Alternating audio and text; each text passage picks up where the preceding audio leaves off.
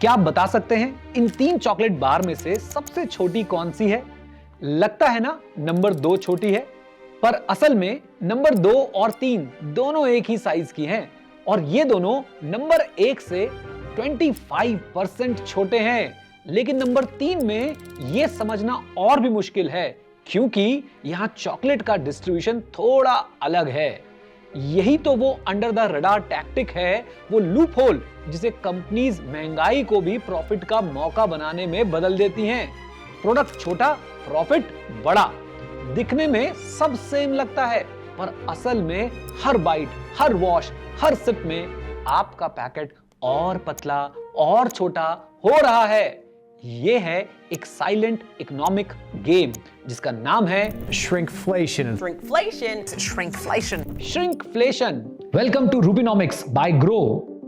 Simple शब्दों में बोलूं तो आप वही पैसे दे रहे हो लेकिन अब 20 पीसेस की जगह सिर्फ 10 ही मिलेंगे। श्रिंकफ्लेशन यानी कंपनीज प्राइस तो सेम रखती हैं पर प्रोडक्ट का साइज या उसकी क्वांटिटी छोटी कर देती हैं। ये ट्रेंड सिर्फ अमेरिका, यूरोप या इंपोर्टेड ब्रांड्स तक लिमिटेड नहीं है। ये आज इंडिया के हर दुकान, हर सुपरमार्केट तक पहुंच चुका है।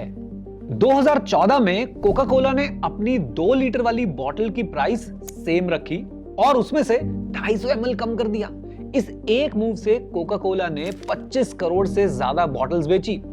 इसी चीज को आज ऑलमोस्ट सभी कंपनी समझ चुकी हैं और इसलिए 2022 में हल्दीराम की आलू भुजिया और विम बार ने प्राइसेस तो सेम रखे पर वेट 13 ग्राम और 20 ग्राम से कम कर दिए। आपकी फेवरेट मैगी 10 रुपए में 100 ग्राम मिलती थी, आज वो 12 रुपए में सिर्फ 70 ग्राम मिल रही है। और हमारा क्लासिक 10 रुपए वाला लेज का पैकेट जिसमें चिप्स कम हवा ज्यादा है, शुरुआत उसकी हुई थी 10 रुपए में 40 ग्राम से, लेकिन अब ये धीरे धीरे सिर्फ और सिर्फ 23 ग्राम तक आ गया है। ये स्ट्रैटेजी सिर्फ नंबर्स का गेम नहीं है, ये प्योर साइकोलॉजी का गेम है। हार्वर्ड की एक स्टडी के मुताबिक अगर 10 रुपए का पैक 12 का हो गया तो आप इमीडिएटली नोटिस करेंगे और शायद उसे ले भी ना। लेकिन अगर 80 ग्राम का पैक अब 70 ग्राम का हो गया तो आपको शायद पता भी नहीं चलेगा और फर्क तो बिल्कुल भी नहीं पड़ेगा। लोग प्राइस बदलाव के लिए ज्यादा सेंसिटिव होते हैं compare to quantity change. FMCG market में कंपटीशन इतना कट थ्रोट है कि प्राइस बढ़ाने का रिस्क कोई नहीं लेना चाहता। एक छोटी सी प्राइस हाइक से कस्टमर तुरंत दूसरी ब्रांड की तरफ चला जाता है। इसलिए कंपनीज प्रेफर करती हैं क्वांटिटी घटा दो ताकि प्राइस शेल्फ पे सेम दिखे और उस प्रोडक्ट को खरीदने की आपकी आदत पर असर बिल्कुल भी ना पड़े। इस लिस्ट में आपको काफी सारे प्रोडक्ट्स दिखेंगे जो पिछले कुछ सालों में श्रिंक हुए हैं। इसे पार्ले जी ने खूब समझा और शायद इसलिए एक लौती ऐसी ब्रांड होगी जो 40 सालों से ऑलमोस्ट सेम ही है। 1994 में पार्ले जी के 4 रुपए वाले पैकेट में 100 ग्राम बिस्किट्स आती थी। 2008 में आते आते ये घटकर सिर्फ 92.5 यानी 92.5 ग्राम ही रह गए। 2009 में 88 ग्राम और फिर पार्ले जी ने इतने सालों में पहली बार इस पैकेट का दाम 4 से 5 किया 2021 में, जिसमें सिर्फ मिलते थे 55 ग्राम बिस्किट्स। आज ही लेने जाओगे तो 5 रुपए में मिलेगा सिर्फ और सिर्फ 50 ग्राम। अब सवाल है क्यों आखिर कंपनी साइज कम कर रही हैं जबकि वो चाहें तो आसानी से प्राइस बढ़ा सकती हैं? जवाब है महंगाई। Now happy to announce पिछले 25 सालों में पेट्रोल 27 से 105 हो गया, डीजल 4 गुना बढ़ गया, दूध 12 से 60 रुपए का हो गया और तेल 40 रुपए लीटर से बढ़कर 140-180 रुपए लीटर तक जो है वो पहुंच चुका है। मतलब 4 गुना से भी ज्यादा।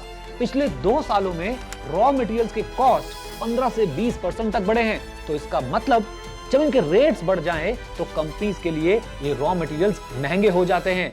पर क्योंकि कंपटीशन इतना है इसलिए प्राइस बढ़ाने का तो ऑप्शन बचता ही नहीं। ऑप्शन बचता है सिर्फ श्रिंकिंग का। महंगाई आम आदमी के लिए करीब 4 से 6% बढ़ी है, पर यह महंगाई सिर्फ प्राइसेस को ट्रैक करती है, क्वांटिटी को नहीं। मतलब अगर कोलगेट 60 रुपए का ही मिल रहा है पर 150 ग्राम से घटकर 135 ग्राम हो गया तो महंगाई तो माप नहीं पाती। रिजल्ट आता है जीरो इन्फ्लेशन, पर हमें तो प्रोडक्ट 10% कम ही मिल रहा है ना। इकोनॉमिस्ट इसे श्रिंकेज इन्फ्लेशन गैप कहते हैं। आपने वैसे कभी नोटिस किया, कुछ साबुन जैसे कि हमारे पास डव है, वो और ज्यादा स्मूथ और कर्व शेप में आते हैं, दिखने में प्रीमियम और साइज बड़ा लगता है, लेकिन असल में इसका वेट 100 से 90 ग्राम हो चुका है, पहले से और पतला।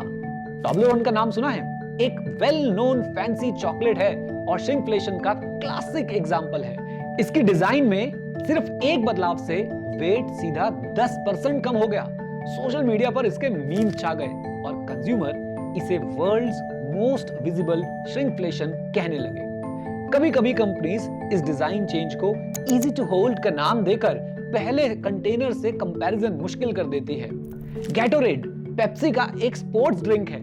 इसकी बॉटल चेंज करने पे कंपनी ने कहा कि इसे पकड़ना अब और इजी है।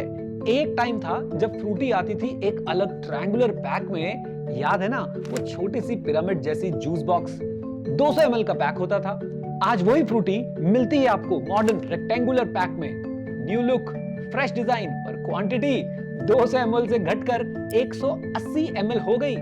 इंडिया की पैकेजिंग इंडस्ट्री अब 100 बिलियन से ज्यादा की है और इसलिए अब पैकेजिंग डिजाइनर्स ही ब्रांड का सीक्रेट वेपन बन चुके हैं। बॉटल का बेस थोड़ा कॉन्वेक्स कर दो, चिप्स बैग में ज्यादा नाइट्रोजन भर दो, कार्टन को थोड़ा लंबा कर दो, थोड़ा पतला बना दो।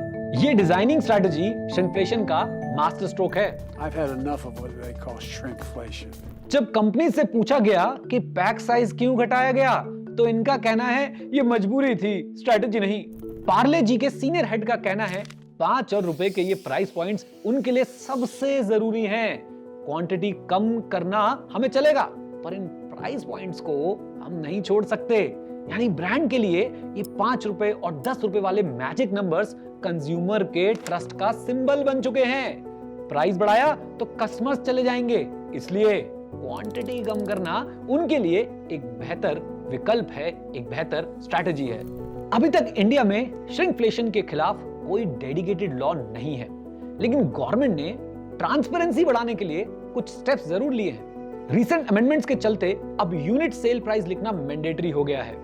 अगर वेट 1 किलोग्राम से कम है तो आपको पर ग्राम रेट जो है वो बताना पड़ेगा, और 1 लीटर से कम है तो पर ml रेट आपको जो है वो बताना पड़ेगा। ये रूल 1 जनवरी 2024 से लागू हुआ और अब हर प्री पैकेज प्रोडक्ट के लेबल पर यह लिखना जरूरी है ताकि कंज्यूमर को क्लियरली पता चले कि एक्चुअल प्राइस पर ग्राम या फिर पर ml क्या है और कंपनीज पैक श्रिंक करके कंफ्यूज ना कर सके। साथ ही कंज्यूमर अफेयर्स मिनिस्ट्री ने 2024 में कुछ एफएमसीजी फर्म्स को नोटिस भेजा। उनसे कहा गया कि पैकेजिंग और नेट वेट इंफॉर्मेशन और ट्रांसपेरेंट होनी चाहिए, पर कंपनीज ने इसके जवाब में क्या कहा? We follow all legal declaration, सब कुछ लेबल पे लिखा है। सच बताऊं वो गलत भी नहीं है, क्योंकि टेक्निकली एमआरपी और नेट वेट लिखा होता है। बस दिक्कत यह है कि आप और मैं उसे पढ़ते ही नहीं है। फ्रांस जैसे देशों में लॉ बन गया है कि रिटेलर्स को प्रोडक्ट श्रंक का लेबल लगाना पड़ेगा। इंडिया में अभी ऐसा कोई भी लॉ या रेगुलेशन नहीं है। 2025 के बजट सेशन में इस बात पे डिस्कशन तो हुई, पर कोई कंक्लूजन नहीं आया। वैसे एक बात बताऊं तो मेरे लिए तो सबसे शॉकिंग ये 5 रुपए वाली डेयरी मिल्क थी। आज से 10 साल पहले इसका साइज बड़ा भी था और टेस्ट भी क्रीमी था। पहले जो डेयरी मिल्क हम खाते थे, अगर आपको याद हो तो वो मुंह में आसानी से मेल्ट हो जाती थी, लेकिन आजकल वाली डेयरी मिल्क इतनी इजीली मेल्ट नहीं होती। अब आप बोलोगे ये क्या है? ये है स्किमफ्लेशन। जब प्राइस सेम रहता है पर क्वालिटी कम हो जाती है। ये 600 वाली डेयरी मिल्क के लेबल पे पहला इंग्रेडिएंट देखो क्या लिखा है, मिल्क, लेकिन 5 रुपए वाली पैक के पीछे अगर आप देखेंगे तो क्या लिखा है, शुगर। मतलब महंगाई और मार्केट कंपटीशन के चलते कंपनी ने अपने 5 रुपए का प्राइस मार्क बरकरार रखा, पर अंदर के इंग्रेडिएंट्स एडजस्ट कर दिए। ये न्यूटेला के साथ भी हुआ। 2017 में न्यूटेला ने अपनी रेसिपी को चेंज किया। उन्होंने बोला हम क्वालिटी इंप्रूव कर रहे हैं, पर असल में उन्होंने स्किम्ड मिल्क पाउडर और शुगर बढ़ा दी और कोकोआ कंटेंट थोड़ा कम कर दिया। रिजल्ट, स्प्रेड का कलर थोड़ा ब्राइट हो गया, टेस्ट थोड़ा ज्यादा मीठा हो गया, पर वो रिच कोकोआ फ्लेवर कम हो गया। कंपनी का कहना था कि मिल्क की क्वालिटी बेहतर हो और टेस्ट कंसिस्टेंट रहे, इसलिए ये किया है, लेकिन फैंस को ये बिल्कुल पसंद नहीं आया। पर हम कंज्यूमर्स ये सब नोटिस क्यों नहीं करते? क्योंकि हम अवेयर नहीं है। हमारे लिए जरूरी है कि हम एमआरपी नहीं, यूनिट प्राइस देखें, पर ग्राम पर लीटर क्या कॉस्ट आ रही है और फिर उसे कंपेयर करें। न्यू लुक और इंप्रूव्ड रेसिपी लिखा हो तो वेट चेक जरूर करें। कहीं अपग्रेड करने के नाम पे आप लोगों को डाउनग्रेडेड चीजें तो नहीं दी जा रही हैं। और सबसे जरूरी, एक स्मार्ट कंज्यूमर बनिए।